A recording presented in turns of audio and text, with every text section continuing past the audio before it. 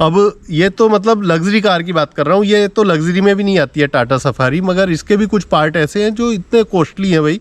कोई भी 10 साल से पुरानी कार आप देख रहे हो ना, तो उसमें भी ये पार्ट्स आपके लिए बहुत इम्पोर्टेंट है।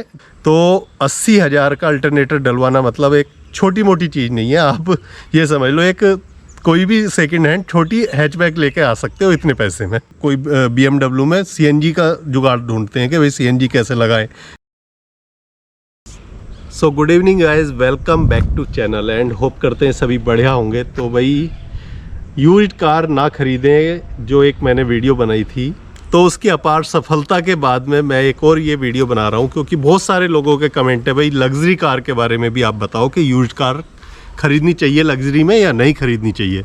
तो आज जो हम डिस्कस करने वाले हैं भाई, लग्जरी कार सस्ते में मिल रही है और ख़रीदनी चाहिए या नहीं ख़रीदनी चाहिए, तो उसके बारे में बात करने वाले हैं। क्योंकि लग्जरी कार कई बार बहुत आपको अफोर्डेबल पड़ती है, बहुत सस्ते रेट आपको लगते हैं उसके।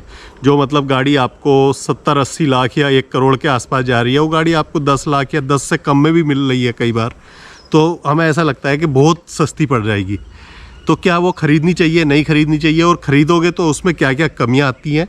कुछ मैंने रिव्यूज़ भी लिए हैं कुछ लोगों के जिन्होंने ख़रीदी हैं और उनको क्या क्या दिक्कतें आई हैं, तो एक दो वो एग्जांपल भी इस वीडियो में आपके सामने शेयर करूंगा। प्लस डिटेल में डिस्कस करेंगे कि भाई इंजन से रिलेटेड क्या क्या उसमें इशू आ सकते हैं आपको, बाकी और क्या क्या उसमें प्रॉब्लम्स आ सकती हैं, कितना उसका मेंटेनेंस वगैरह पड़ता है, वो सब भी बात करने वाले हैं इस वीडियो में। शुरू करते हैं वीडियो। तो जी सबसे पहले बात करेंगे कि भाई लग्जरी कार अगर आप ख़रीद रहे हो तो क्या उसके इंजन में कोई इशू हो सकता है क्या। तो इंजन देखो, अगर हम पूरा ओवरऑल इंजन की बात करें तो लग्जरी कार्स के इंजन जो बहुत कमी से मरते हैं, क्योंकि वो चलती तो है पर उनके इंजन पावरफुल ज़्यादा होते हैं। तो और जो रनिंग होती है वो कम होती है, क्योंकि उसकी रनिंग कॉस्ट भी काफ़ी पड़ती है। जो रनिंग है साल में आप मान के चलो 30,000 से 40,000 लोग चला लेते हैं लगभग, इतना आप मान के चलो, जिसमें उसके इंजन पे कोई फ़र्क नहीं पड़ने वाला। पर हाँ, कुछ पार्ट्स हैं उसके इंजन के जो हमें हमेशा ध्यान रखना चाहिए। नोट लग्जरी कार, कोई भी 10 साल से पुरानी कार आप देख रहे हो ना, तो उसमें भी ये पार्ट्स आपके लिए बहुत इम्पोर्टेंट है। इनकी सर्विस कराओ या फिर इनको चेक कर लो आप अच्छे से खरीदने से पहले।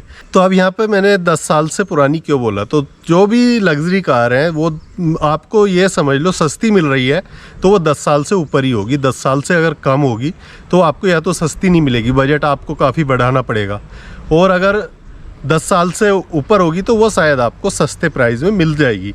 तो इसीलिए मैंने यहाँ पे बोला कि भाई 10 साल से पुरानी लग्जरी या फिर कोई सी और भी कार आप खरीद रहे हो, तो उसमें जो है सबसे पहले तो आप उसके जो है जो फ्यूल इंजेक्टर्स हैं वो ज़रूर आप उसके चेक करा लो। क्योंकि तो ये इशू जो है, ये इशू आपको ज़्यादातर डीजल गाड़ियों में आपको मिलेगा 10 साल के बाद, क्योंकि ये ऐसी चीज़ है इंजेक्टर जिसकी क्या कभी सर्विस नहीं होती। एंड रिसेंटली अगर मैं आपको बताऊँ, आपने पुरानी वीडियो मेरी देखी हो या नहीं देखी हो तो मैं आइकन में ऊपर डाल दूंगा। तो मेरी जो अपनी गाड़ी है टाटा सफारी स्टॉर्म, तो इसको 10 साल ऑलमोस्ट होने वाले हैं, अभी 10 पूरे हुए नहीं है, लेकिन इसके भी इंजेक्टर्स में प्रॉब्लम्स आ गई थी, तो वो मैंने पूरा उसका काम कराया।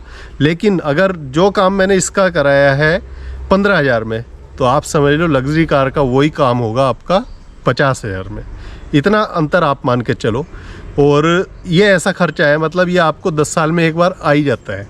दूसरी एक बड़ी चीज़ है जो कि बहुत ही इम्पोर्टेंट है किसी भी गाड़ी के लिए, वो है अल्टरनेटर। भाई अल्टरनेटर की कभी कोई भी सर्विस नहीं कराता है, और ये चीज़ मैं मतलब बहुत पहले से देखता आ रहा हूँ, कई सारी गाड़ियों की मैंने देखी है। अब मैंने अपनी गाड़ी का भी अल्टरनेटर चेंज करा चुका हूँ, क्योंकि मैंने उसके रिगार्डिंग भी वीडियो डाला था लास्ट ईयर। लगभग 9 साल के बाद ही इसका अल्टरनेटर ख़राब हुआ था, और फिर वो मैंने न्यू ही डलवाया था। उसको बंधवाने जाओ तो उसमें ना और नई प्रॉब्लम्स आती रहती हैं और काम प्रॉपरली नहीं कर पाता है बंधने के बाद, तो वो बेटर है कि नया डलवाओ आप।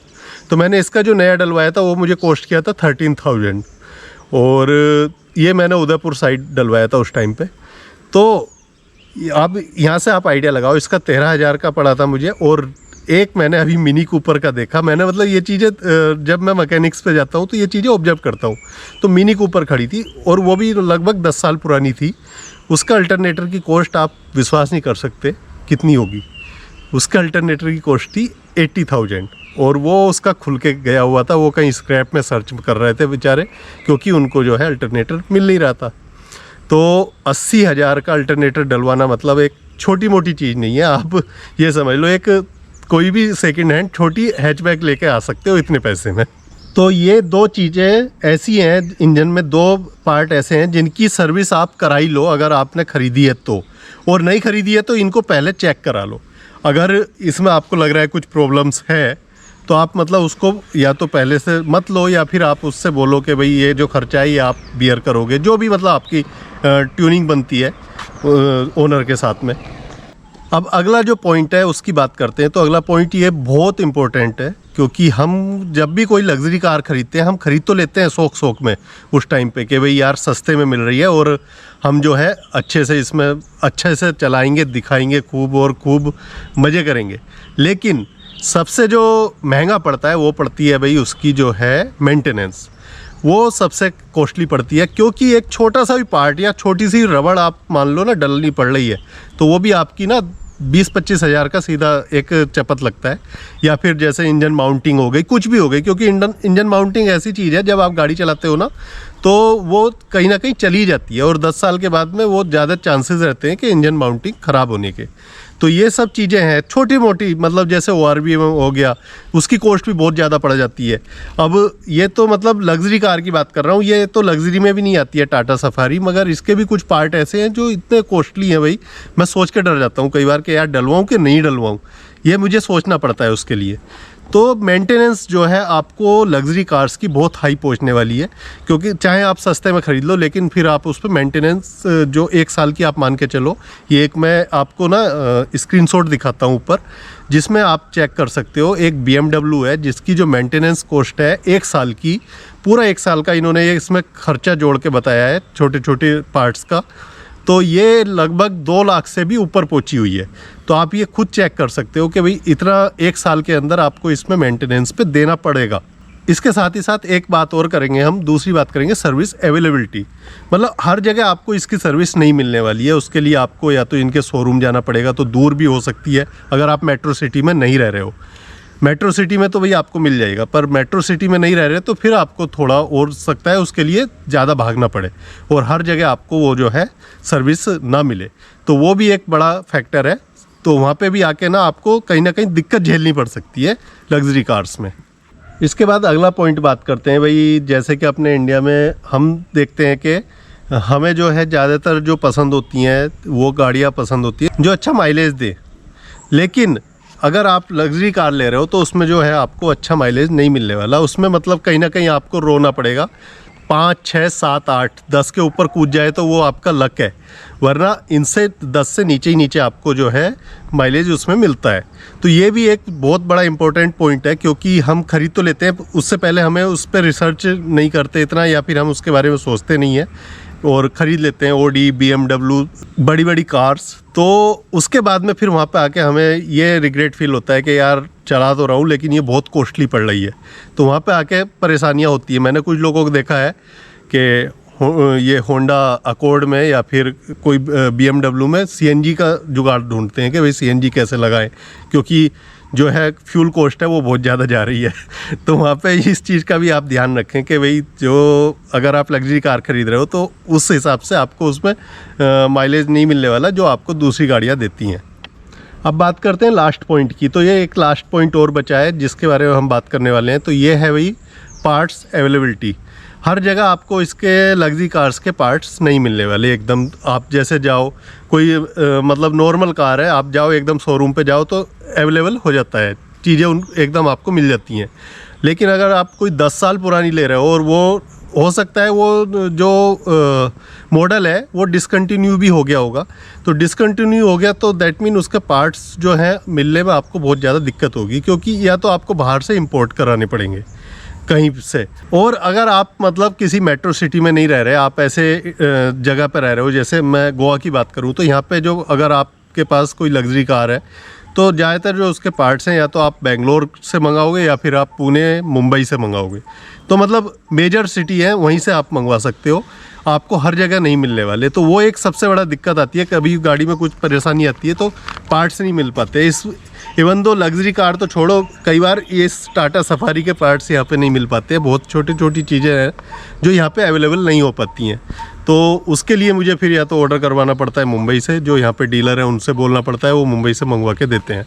तो ये चीज़ें जो हैं होती रहती हैं और ये परेशानियाँ ना आपको फेस करनी पड़ती रहती हैं लग्जरी कार्स में भी।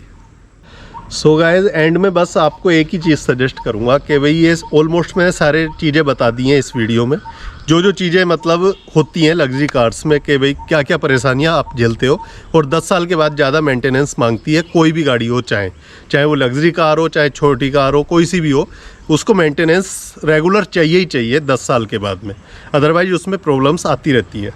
तो अगर आप ये सारी चीज़ें झेलने के लिए तैयार हो और आपको पता है कि हाँ मेरे पास कोई दिक्कत नहीं है बजट की या कुछ परेशानी नहीं है, तो आप आराम से लग्जरी कार पे जा सकते हो, आप ले सकते हो। लेकिन हाँ, जो साल की कॉस्ट आप मान के चलो इतनी पहुंच जाती है मेंटेनेंस की, जैसे मैंने एक आपको इसमें एग्जांपल के तौर पे दिखाया BMW की 2 लाख के ऊपर 1 साल की कॉस्ट थी उसकी। तो ये चीज़ आप ध्यान में रखना अगर आप लग्जरी कार ख़रीद रहे हो तो। और अगर आपको लगता है कि नहीं यार ज़्यादा मेंटेनेंस है, तो मैं कहूँगा भाई मत खरीदो लग्जरी कार, ज़रूरी नहीं है लग्जरी में ही चलना, आप कोई और गाड़ी देख सकते हो उसकी जगह, और उसमें आप आराम से अपनी फैमिली के साथ एंजॉय कर सकते हो, और जो आपको बहुत ज़्यादा भारी भी नहीं पड़ने वाली। तो ये सारी चीज़ें होती हैं। एंड होप करता हूँ वीडियो आपको अच्छा लगा होगा। काफ़ी लोगों की ये डिमांड थी कि भाई लग्जरी कार्स पे एक वीडियो आप बना के डालो कि ख़रीदनी चाहिए नहीं ख़रीदनी चाहिए। तो ओवरऑल जो सिनेरियो है ये है। और वीडियो अच्छी लगी लाइक, शेयर और कमेंट करके बताना, सब्सक्राइब करना चैनल को अगर अभी तक आपने नहीं किया। मिलते हैं आगे इसी किसी वीडियो में। Till then take care, bye bye.